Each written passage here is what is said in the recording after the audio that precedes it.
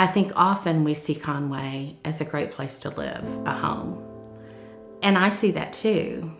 But I also see Conway as a place filled with people that are hungry for community, the feeling to be needed. The problem with when you use drugs is that time stops. It was hard to realize that I had missed everything that was going on around me because I was stuck. What the drug addiction did was make me care less about my fiscal and legal responsibilities, which landed me in jail in Faulkner County. After my third son was born, I had postpartum depression really bad. I was going through a lot with my kids' dad. The abuse had started to get worse. Right before I almost lost my kids to DHS, we were living in a trailer with no running water in the middle of nowhere. Emotionally, I was just done. I didn't think I could keep going. I had to have a place to live so that I could work and take care of those legal and financial responsibilities, and I had nowhere to go. And I believe that a lot of us see that. Many of us don't know what to do about it. I feel humbled and blessed and honored that I am in this place, and I not only get to see that every day, I get to help meet those needs. And Bethlehem House was literally the only place that I could turn to. Bethlehem House is actually meeting the need of shelter for many homeless individuals and families in this community. We have a long-term program that can last up to 2 years, although it often doesn't. And in that program, individuals are provided shelter, transportation, case management, counseling if necessary. I had to learn how to live all over again. Learning to stand on my own 2 feet and go out there and do what I needed to do every day, teaching me discipline with my money. I went through anger management. I learned parenting skills here. I got a job and kept a job. I eventually got all of my legal and financial bills completely paid off to the tune of somewhere around $6,500. So we're not trying to be the quick answer to get somebody, let's get them off the street or put them directly into housing. We want them to address the issues, and we help them to address the issues that cause them to get in this situation to start with. But in addition to our residential program, we have a non-residence program, and that includes dinner every night. We serve a soup kitchen meal, and it starts at 6 o'clock each evening.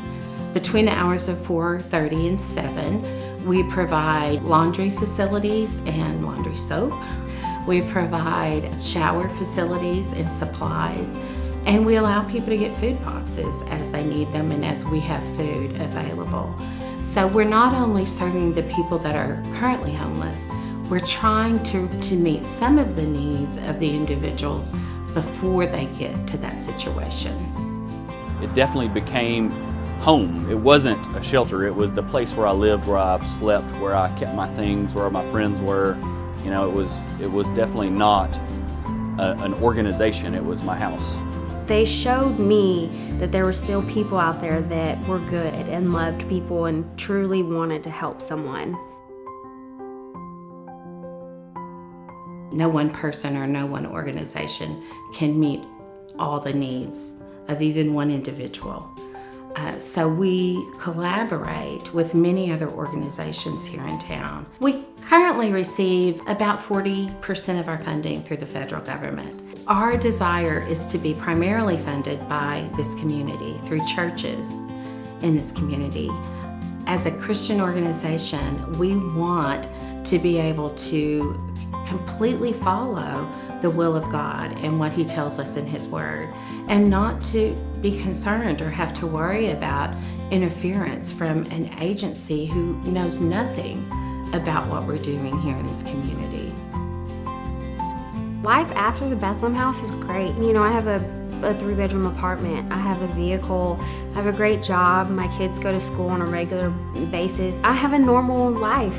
It's not something that 2 years ago, if you had asked me, I would have thought that would ever, happen. Living at the Bethlehem House, I was able to see that I could juggle all these responsibilities and take care of everything that I needed to take care of, all while going back to school, which I did and I'm doing right now. After I graduate from UCA in May, my plans are to attend Bowen Law School at Little Rock in order to become an attorney. And, you know, life after Bethlehem House is great. But I thank God every day that I came to Bethlehem House, because I feel like I wouldn't have had the life I have now without them. In God's Word, Christ Himself tells us, "When I was hungry, you fed me. When I was thirsty, you gave me drink. And when I was naked, you clothed me." And that's really what we're doing here. I love and appreciate everything that they've done for me. They made my children's life better, and they gave them their mother back. They've made my life worth living.